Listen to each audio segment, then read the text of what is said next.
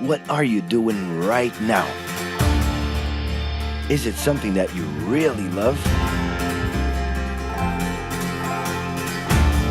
Millions of people at this very second are doing exactly what makes them happy.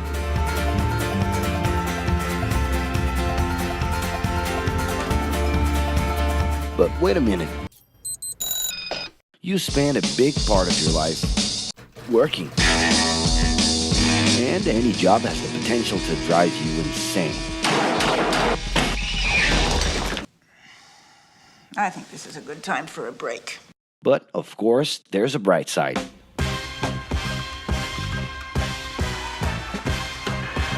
And the best thing, time off.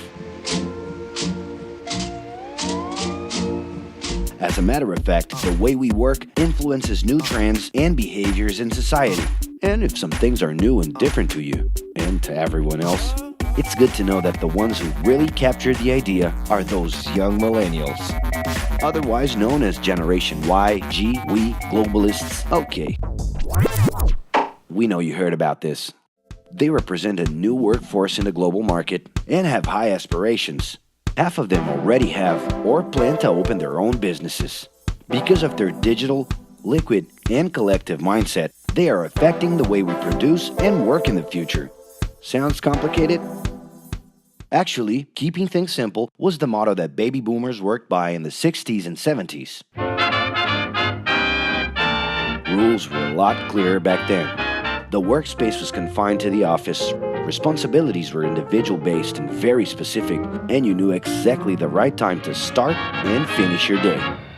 At that time, after the World Wars, the institution represented the security that everyone was dreaming about.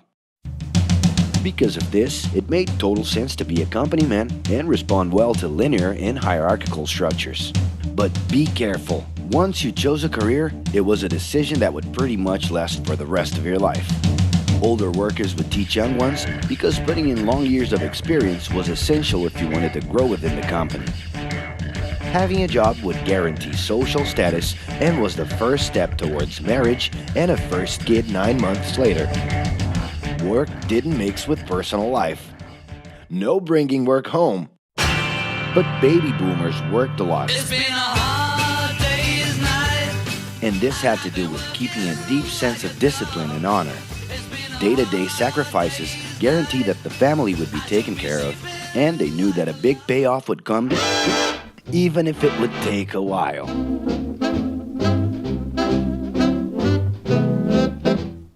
However, Generation X redefined the time relationship between work and reward.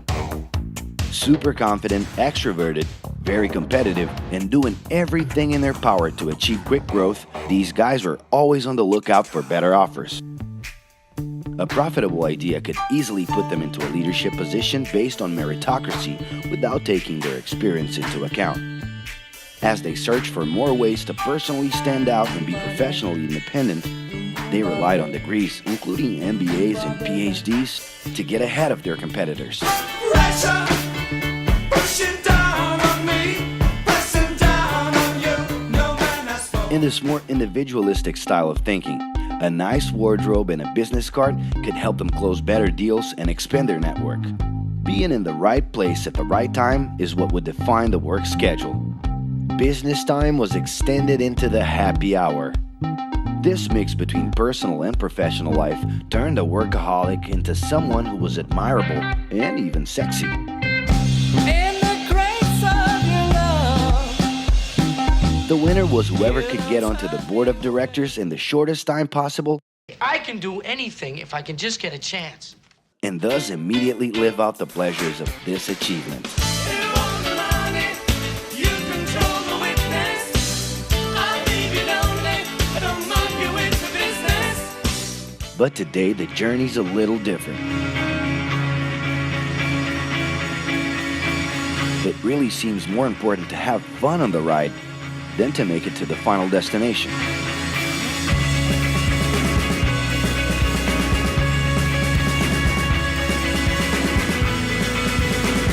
Ironically, millennials, those unpredictable kids, are the ones perfectly translating this new vision.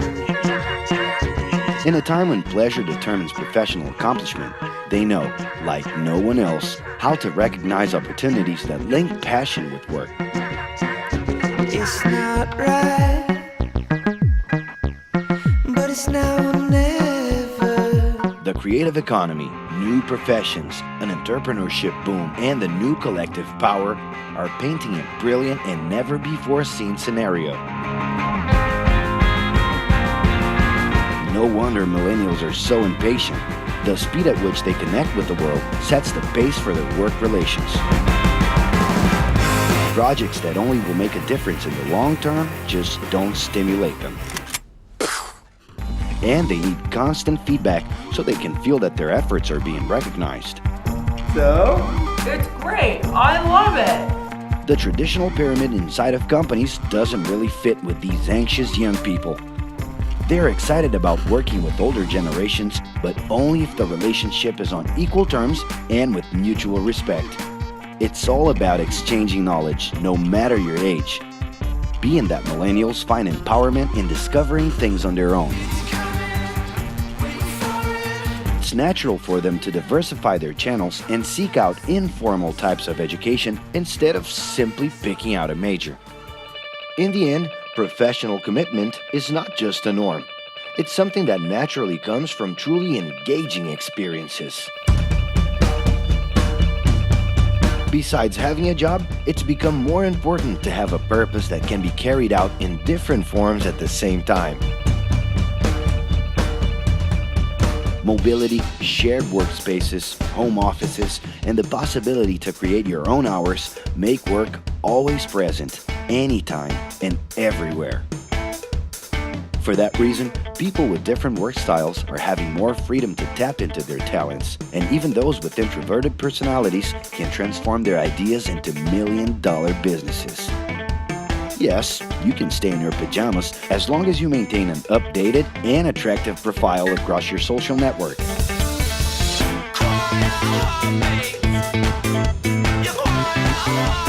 As you can see, flexibility is really the way to go.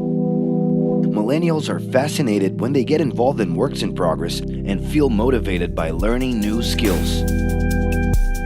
They're excited about an open and forever beta world where testing and messing with something unfinished is the only way to create the new. Millennials need more than ever to feel autonomous, and they're exhilarated by the challenge to develop and participate collaboratively.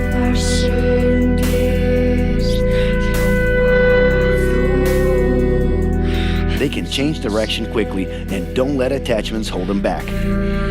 It's about living better in the present with no illusion that the future can be controlled.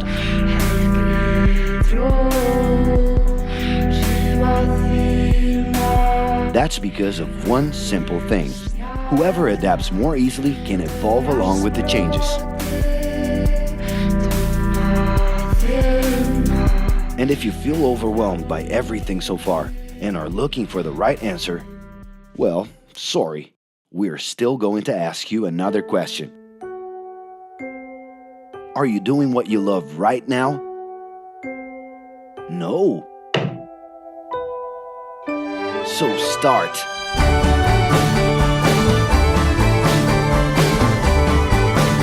The clock is ticking and your life is in a hurry. Discover your life's purpose and make it happen. Loving your work will put you in motion. It's the only way to lead a fulfilling life every day.